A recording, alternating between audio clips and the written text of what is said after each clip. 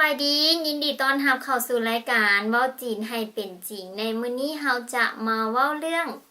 ความหักอ้ายฉิงความหักเมื่อเวลามีความหักแล้วคบกับไผผู้หนึ่งเว้าว่าฐานเลี่ยนอ้ายเป็นคำกลับมาใช้ในเวลาเฮาเว้าว่า我跟他谈恋爱ค่อยคบกับเราอยู่我跟他谈恋爱มีเพลงจีนเพลงหนึ่งมีชื่อว่า我要和你谈恋爱我要和你谈恋爱ค่อยอยากคบกับเจ้าลองไปเชิญเบิ่งเนาะถ้าผู้ใดอยากฟังเพลงนี้ฝากลิงก์ไว้ให้อยู่กล้องวิดีโอคำต่อไปคบกันก็ต้องมีคำว่า男女朋友他们是男女朋友พวกเขาเป็นแฟนกันนั้นคือผู้ชายหนี่คือผู้หญิงเพิงโยแฟนเพิงโยในที่นี้มีความหมายว่าเพื่อนเดแฟนเดในภาษาจีนจะบ่จำเนกเนาะทั้งเพื่อนทั้งแฟนมีเป็นคำเดียวกัน他是我的朋友เราเป็นเพื่อนของข้อยแต่ถ้าเราว่า他是我的男朋友แสดงว่าเราเป็นแฟนของข้อยถ้าผู้ชายว่า他是我的女朋友เราเป็นแฟนของข้อยคำต่อไปเปี่ยวปายก่อนจะได้เป็นแฟนกันก็ต้องมีการเปี่ยวปายคือการบอกความในใจออกไปให้ฮู้เปี่ยวคือแสดงออกปายคือขาวคือแสดงให้ฮู้หมดเลยว่าในใจคิดหยังเปี่ยวปายบอกฮักชิงหลีคู่ฮัก他们是情侣พวกเขาเป็นคู่ฮักกันหรือว่า他们是一对เป็นคู่กัน他们是一对พวกเขาเป็นแฟนกันก็ได้คำต่อไป一生一世ชาตินี้หักคนเดียวเนาะบ่เปลี่ยนใจไปหักไผเลย一生一世不离不弃บ่แยกบ่ห่างจากกันบ่ตายจากกันก็จะบ่แยกจากกัน不离不弃一生不变ชาตินี้จะบ่เปลี่ยนใจเลยว่าซั่นถ้าจะบอกฮักไผคนหนึ่งก็ว่า我爱你คิดว่าหลายๆคนรู้จักคำนี้我爱你ค่อยฮักเจ้า我爱你ถ้าฮักหลาย我很爱你ค่อยฮักเจ้าหลายอีหลี我真的很爱你ค่อยฮักเจ้าหลายอีหลีได้ค่อยฮักเจ้าหลายแท้ๆได้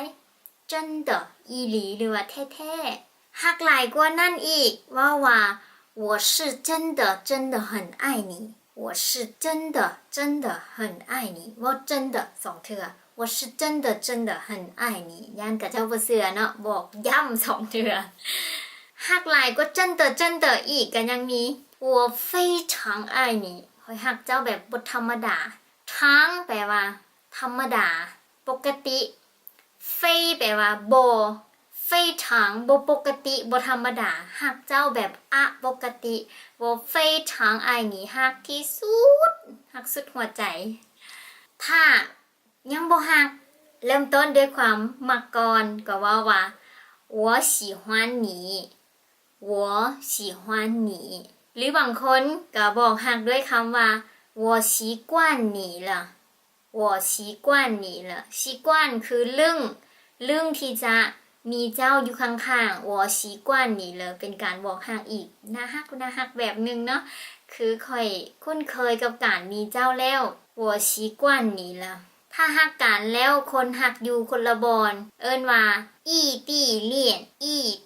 ยนฮักต่างถิ่นแบบคบกันแล้วอยู่ต่างบอนมีแต่โทรหากันเดี๋ยวนี้คนเฮานิยมเจี๋ยตี้เลี่ยนมาจากคำว่าเจี๋ยเจี๊ยเอื้อยกับตี้น้องชายความหักแบบผู้หญิงมีอายุหลายกว่าผู้ชายเจี๋ยตี้เลี่ยนบ่เป็นหยังเนาะอายุบ่แม่นอุปสรรคของความหักเจี๋ยตี้เลี่ยนถ้าหักแทกพบว่า一见钟情เห็นหน้าปุ๊บมักกันเลย一见钟情你是我的一见钟情เจ้าแม่นหักแหกพบของค่อยถ้าบ่หักแหกพบคำที่โกนข้ามกับหักแหกพบเป็นหยังคือคำว่า日久生情日久生情ความหักที่ค่อยๆเป็นค่อยๆไปความหักข้างทำอิฐว่าทูเลี่ยนทูเลี่ยนทูคือทำอิฐทำอเลี่ยนคือความหักทูเลี่ยนหักข้างทำอิฐ你是我的初恋เจ้าแมนหักข้างทำอิฐของข่อยถ้าไปจีบไผ่คนหนึ่งว่าจุย我现在追着他กำลังตามตื้อตามจีบผู้ใดคนหนึ่งอยู่เนาะจุยถ้ามีไผ่คนหนึ่งมาจีบเฮาแล้วเฮาบ่มักเจ้าบ่แม่นสเปคของข่อยจะว่าแนวใด你不是我的菜你不是我的菜เจ้าบ่แม่นสเปคของข่อย你不是我的菜菜ในที่นี้หมายถึงผักหรือว่าอาหารเนาะเจ้าบ่แม่นอาหารของข่อยกินบ่ลงบ่แม่นสเปคกินบ่ลงโอเค你不是我的菜ถ้ามีคนมาจีบแล้วเฮาบ่มักเฮาบอกว่า我不喜欢你ข่อยบ่มักเจ้า我不爱你ข่อยบ่ฮักเจ้า我不能爱你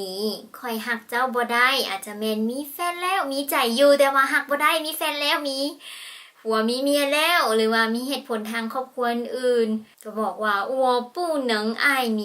ข่อยฮักเจ้าบ่ได้ความฮักเฮามันเป็นไปบ่ได้อีกคำหนึ่งว่า我不会爱你คือบ่มักเลยบ่อยากให้มาจีบว่า不会爱你สิดีปานใดก็บ่มักเนาะสิเฮ็ดหยังให้ก็บ่มัก我不会爱你我不会爱你คือบ่มีใจบ่ฮักแต่ทำอิดปิดกั้นเลยปิดประตู我不会爱你บ่ต้องมาถามจีบอีกแล้วถ้าจีบตื้อจนเฮาซังก็ว่า我恨你我恨你ข่อยซังเจ้า我恨你ข่อยซังเจ้า我讨厌你我讨厌你ค่อยซังแบบรังเกียจบ่อยากเห็นหน้าเลยฮักกันไปแล้วมีมือที่3เข้ามาแทรกมือที่3ว่าเสี่ยวแซนเสี่ยวแซนเสี่ยวแปลว่าน้อยซานแปลว่า3มีมือน้อยๆที่3เข้ามาแทรกกลางระหว่างความหักของเฮาเสี่ยวแซน บางคู่ก็บ่ประสบผลสำเร็จในความหักก็เลิกกันเฮาเรียนไปแล้วในวิดีโอก่อนๆเลิกกันว่า分手分手ถ้ามีการทิ่มกันไปภาษาจีนว่า甩掉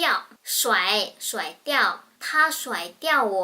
แล้วทิ่มค่อยไป他甩掉我แล้วทิ่มค่อยไป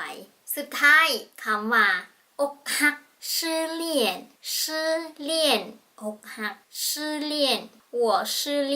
ค่อยอกหักโอเคเรื่องความหักก็จบไว้เท่านี้ก่อนพบกันใหม่ในวิดีโอหน้าอย่าลืมกดไลค์กด Subscribe แล้วกดแชร์ให้หมู่เพื่อนของทานได้ติดตามน้องกันบ๊ายบายเจน